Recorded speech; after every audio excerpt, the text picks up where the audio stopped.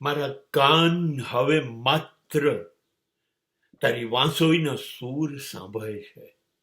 મારી દ્રષ્ટિ સતત તને શોધતી છે. ક્યાં ગયો મારો કૃષ્ણ, ક્યાં ગયો?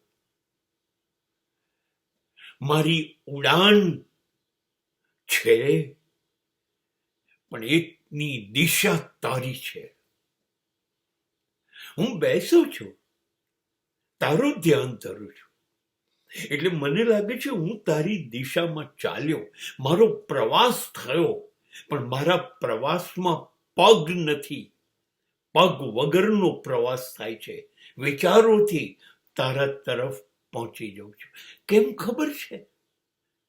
તું સંસારમાં આવે છે, જાય છે, પણ ક્યાંય તારા પગલાં છે?